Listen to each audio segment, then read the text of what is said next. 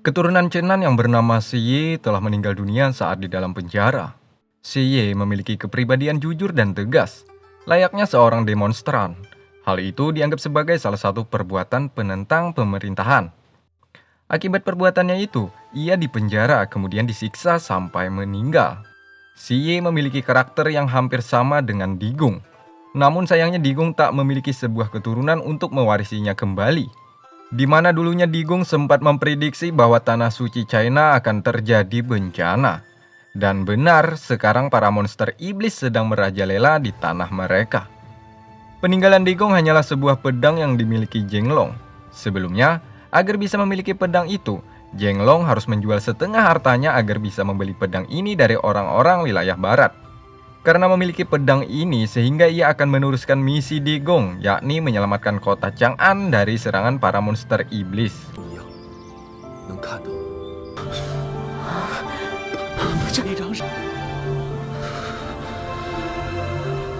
Tak berapa lama kemudian, Jenglong mengembalikan buah hati yang sebelumnya telah masuk ke tubuhnya. Saat selesai, mereka didatangi oleh Yang Mulia Huang Shaoqing. Dia berasal dari kuil Dali. Huang Shaoqing berharap banyak kepada Jenglong untuk melakukan tugas sebaik-baiknya demi kemaslahatan tanah China, khususnya kota Chang'an dari serangan monster iblis. Meskipun Jenglong ditakdirkan sebagai kapten mereka untuk misi menyelamatkan kota ini dan juga tubuhnya bisa menyimpan buah hati, namun kekuatannya masih tak bisa menyamai kekuatan mereka. Karena pada dasarnya Jenglong hanyalah seorang manusia, sedangkan Hong Jun dan lainnya memiliki darah iblis di dalam diri mereka masing-masing. 会因此拥有法力吗？啊，应该。而且这灯力量亲和纯正，光芒充满正气，绝不会有坏处。你说金灯在我心脉里，那我会有什么变化吗？不会的。世人如何看我，那都不是我。 Singkatnya, mereka semua berkumpul. Di sini Atai dan Muyagin memberikan serbuk bunga jiwa yang nantinya akan digunakan untuk mempermudah melawan para musuh-musuhnya. 有案子了。公家主，届时我向朝廷申请拨款。这聚宝庄也太黑了，4两灵魂花粉要3200两白银，在哪儿？在这儿。 Selain itu, Jenglong mendapatkan surat dari keluarga Qin, di mana isi surat tersebut mengatakan menyuruh Jenglong untuk mencari kucing peliharaannya yang telah kabur dari rumah. Mendengar itu lantas saja mereka semua merasa terhina. Karena mereka adalah pendekar yang hebat, masa harus mencari kucing? 狮子猫，秦夫人府大宁坊走失一只，大月9月初5，秦夫人府。我特意等大家回来一起宣读。 Tetapi jika berhasil mendapatkan kucingnya, mereka diiming-imingi hadiah yang fantastis. Akhirnya mereka menyetujui dan bersiap mencari kucing tersebut. Disinilah Jenglong menyangka bahwa alasan kucing tersebut lari dari majikannya karena menyembunyikan sesuatu. Yap, mereka percaya kucing bisa melihat sesuatu yang tidak bisa dilihat manusia. Di mana Digung dulu sempat mengatakan bahwa di kota ini memiliki puluhan ribu kabut dari monster iblis. Di hari pertama mereka semua tidak mendapatkannya. Yang mereka dapat hanya jejak dari hewan lain, yakni bulu rubah, tepatnya di rumah bordil. 对，而且我们在那儿发现了很多狐毛。青楼是三教九流汇聚之地，正是收集情报的最佳场所。我们公务在身，你们竟然逛青楼！ Besok harinya, Jenglong dan Hong Jun pergi kembali untuk mencari. Di sini mereka bertemu dengan monyet yang telah diselamatkan oleh Hong Jun sebelumnya. Berkat bantuan sang monyet, mereka berhasil menemukan kucingnya. Namun kucing itu lagi-lagi lari ke rumah bordel, tepatnya di kamar Hu. Saat waktu bersamaan, Hu juga masuk ke dalam kamar bersama wanita yang bernama Jin Yun. Di sini mereka asik bercumbu. Sementara Jenglong dan Hong Jun bersembunyi tepat di bawah ranjang mereka sambil mendengarkan ah-uh ah-uh ah-uh. 想死我了！金鱼也想大人了。军总统领胡胜，容我军军纪森严。 Nah, disinilah awal permasalahan terjadi. Mereka menemukan sesosok mayat yang baru saja meninggal. Sepertinya mayat tersebut telah dibunuh oleh monster iblis. Atas kejadian ini, mereka berdua pun rencananya akan kembali untuk mengatur rencana membasmi para monster iblis yang ada di rumah bordil. Akhirnya mereka berkumpul di istana untuk mengatur sebuah rencana, di mana sebelumnya Atai dan Yongxi sempat mencurigai atas bulu rubah yang mereka temukan. Semuanya saat ini sangatlah yakin bahwa di dalam rumah bordil terdapat monster iblis. Tiba-tiba Zhao Zilong dikejar oleh kucing Ken. Di sini kita akan mengetahui fungsi serbuk bunga jiwa. Siapa yang menghirup serbuk tersebut maka akan lupa segalanya.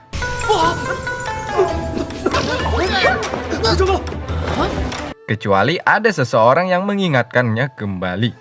你们闻了离魂花粉？哎，对对对对，离魂花粉。但是我们为什么会闻离魂花粉？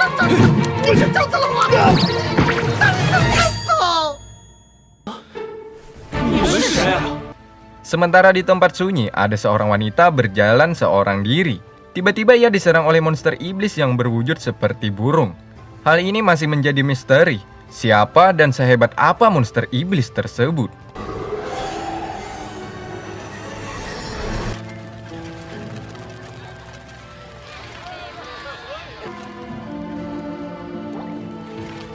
Singkatnya di kota Chang'an, tepatnya di rumah bordil.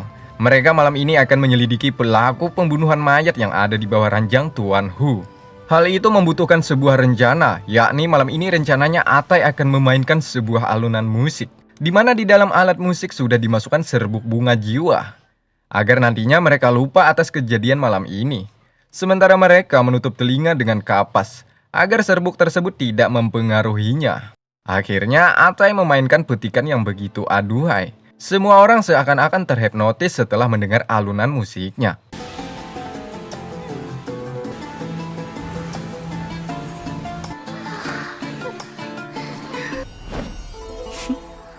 Sementara Hong Jun dan Zheng Long menyiapkan rencana lain, yakni mengeluarkan mayat tersebut ke tengah-tengah acara pesta. Dan semuanya panik setelah melihat mayat tersebut. Sedangkan 3 orang wanita terlihat biasa-biasa saja. Salah satunya Jin Yon, wanita yang sering bercumbu dengan Tuan Hu.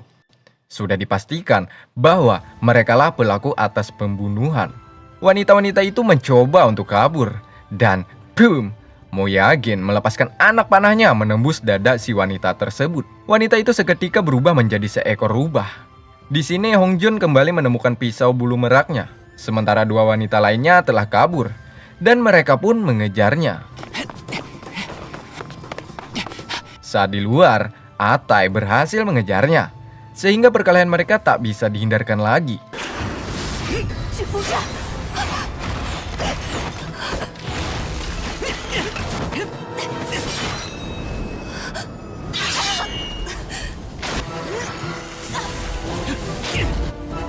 Wanita yang bernama Jin Yon beberapa kali merepotkan Atai dengan serangannya. Begitupun dengan wanita satunya. Ia sesekali menyerang Atai dari belakang. Namun Atai bukanlah manusia biasa. Ia bahkan berhasil menyerang balik mereka. Sesaat mau menghabisi Jin Yon, tiba-tiba wanita yang satunya datang lagi untuk menyelamatkan dan menyuruh Jin Yon untuk lari. Hal itu membuat Atai lengah sehingga mereka berdua berhasil kabur. Saat itu jugalah Zheng Long dan yang lainnya datang, kemudian mengejar kembali monster iblis tersebut.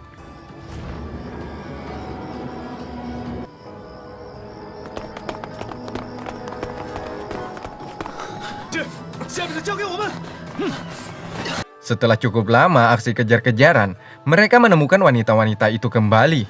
Sesaat mau menghabisi salah satu wanita itu, tiba-tiba wanita satunya alias Jin Yon berubah menjadi rubah raksasa.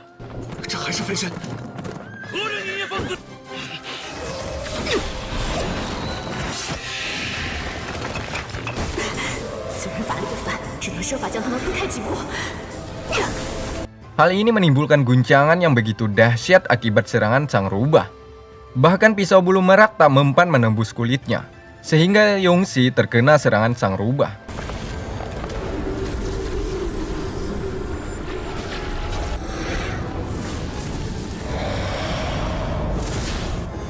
Sesaat rubah itu mengamuk, Mo Yagin berubah menjadi serigala putih dan langsung menghajarnya.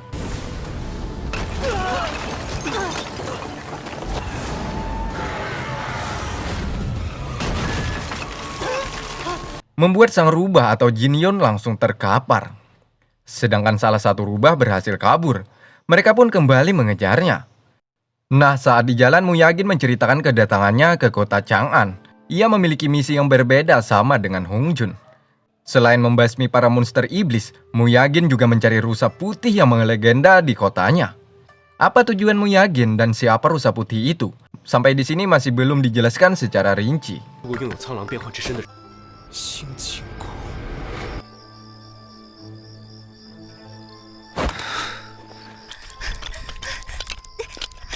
Sementara rubah itu lari ke atap rumah. Hanya menggunakan instingnya, Jenglong mengambil busur panah dan sep. Tanpa melihat, Jenglong mampu melumpuhkan rubah itu. Akhirnya mereka mendapatkan ketiga rubah itu. Di sini hanya Jinyun yang masih hidup. Namun sekujur tubuhnya masih lemah akibat terkena serangan malam tadi. Jenglong kemudian memiliki rencana lain untuk memancing keluar kawanan monster iblis, yakni dengan diantarnya kembali Jinyun kepada Tuan Hu. Singkatnya, Jenglong mengantarkan Jinyun kepada Tuan Hu. Tuan Hu tidak percaya bahwa rubah ini adalah Jinyun. Setelah diberikan penjelasan bahwa di rumah bordel terdapat beberapa monster iblis yang berkeliaran mencari mangsanya. Akhirnya Tuan Hu sedikit percaya. Ya, hanya sedikit. Karena Tuan Hu tidak percaya dengan hal-hal mistis. Sementara di tempat lain, tepatnya di kediaman Raja Monster Iblis. Kala itu ia menyuruh Fei Ao untuk membalaskan dendam atas Jinyun dan lainnya. 你知道该怎么做？好一个驱魔死人！两死一伤，金云还被送去了龙武军关押。 Sedangkan Jenglong menyuruh mereka bertiga untuk mencari serbuk bunga Jewa. Sedangkan dia bersama Hong Jun mendatangi ke tempat yang mulia Huang Saking. Jenglong khawatir target utama para monster iblis yakni Huang Saking. Akhirnya mereka berdua menyelidiki. Namun di sini mereka tidak menemukan sebuah jawaban untuk memastikannya. Malam harinya Tuan Hu masih penasaran dengan rubah ini. Ia pun dikejutkan karena rubah itu berbicara kepadanya. Rubah mengatakan bahwa dia adalah Jinyun. 胡统领，你会说话？ Setelah mendengar hal itu, Tuan Hu langsung membebaskannya. Namun sial, setelah Jinyun bebas, Ketua Hu terbaring begitu saja. Apakah dia mati atau tidak? Hal ini masih belum dapat saya simpulkan. Sesaat setelahnya, Fei Ao datang untuk menyelamatkan Jinyun. Namun hal itu sudah direncanakan oleh Kapten Jenglong untuk menjebak mereka. Di luar, Muyagin sudah bersiap dengan busur panahnya. Sesaat anak panah dilepaskan, Jinyun yang melihat arahnya ke Fei Ao, Jinyun pun menyelamatkan Fei Ao dengan mengorbankan nyawanya.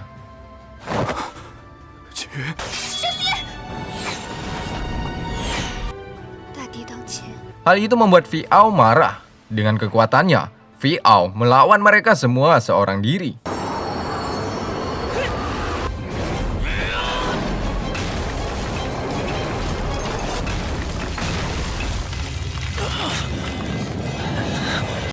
Setelah cukup lama, dikarenakan kalah jumlah, Fei Ao memilih melarikan diri dengan membawa Jinyun untuk diselamatkan. Kala itu Fei Ao berubah menjadi naga.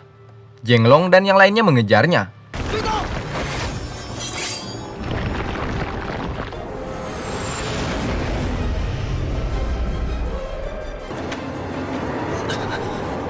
Hingga sampai di depan Istana Daming, di mana Istana Daming ini adalah tempat diskusi kepemerintahan dari kuil Dali, yakni Huang Saking.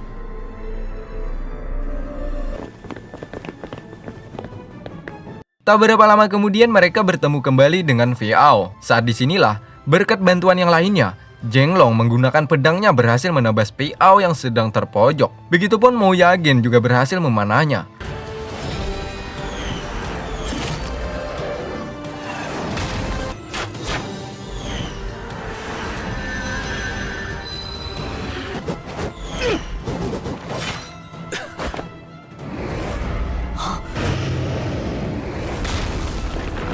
Namun lagi-lagi Fei Ao mampu bertahan.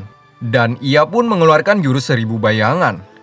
Dengan mengeluarkan anakan naga dari dalam tubuhnya. Sehingga mereka semua diserang oleh ribuan naga yang ingin menggerogoti semuanya.